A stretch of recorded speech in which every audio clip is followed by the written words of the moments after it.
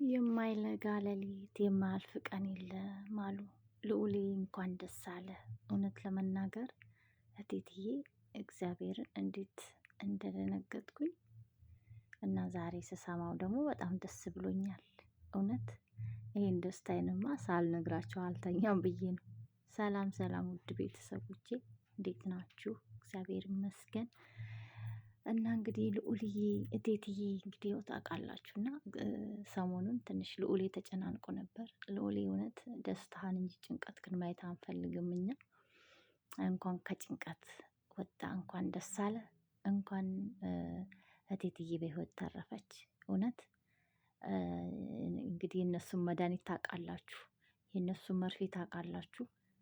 ደቂቃም አያቆይም እና እግዚአብሔር የንጹህ ልቦና አምላኳ እንግዲህ ከልሏታል ከነዚህ ከእንጃ ስም ከሌላቸው አውሬዎች እንኳን አተረፋት።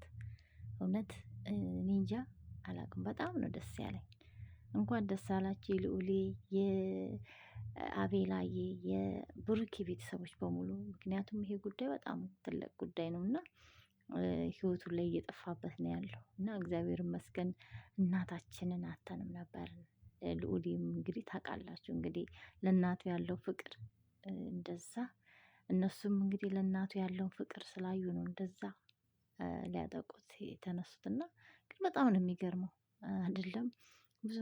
ብዙ ነገር ማድረግ ትችል ነበረ። አሁንም በዚህ ቤት ባለችዋ ልጅ ለማሳበብ ነው እንግዲህ እነሱ እንዲያስወጧት፣ እሷ ደግሞ እዛ ቤት ቆይታ ለመግደል እንዲመቻት ነው እንግዲህ ያሷን በብርጭቆ ፈክታ መድኃኒት ምናምን ብላ አሳባ።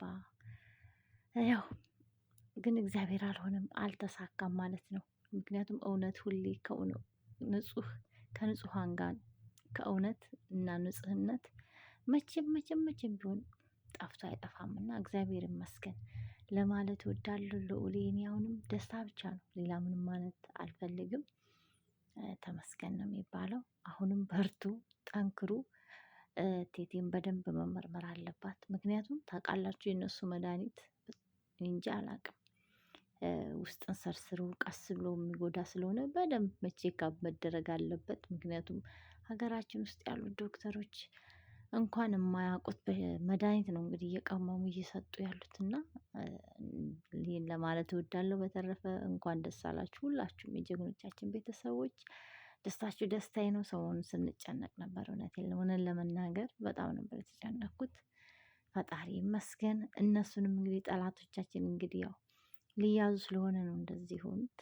ያው አይቀርም መያዛቸው። እነሱ ደግሞ ተይዘው እግዚአብሔር አምላክ እውነት እኔ እንጃ አላቅም። ለነገሩ እነሱ እኮ የሚጠፉ አይደሉም እኮ ሀገራችን ላይ ፈሰዋል። እግዚአብሔርን ነው የምላችሁ። እነሱ እኔ እንጃ አላቅም። ፈጣሪ ከምድረ ገጽ ያጥፋልን ለማለት እወዳለሁ። በጣም ነው የሚያሳዝነው። በተረፈ ውድ ቤተሰቦች ጀግኖቻችን ወዳጆች ሁላችሁም በስደት ያላችሁ ምንም አይንካችሁ፣ እድሜ ጤና ይስጣችሁ። ላለው መልካም አዳር። እንኳን ደስ አለ ልዑልዬ። አሁንም ፈጣሪ ይጠብቅክ።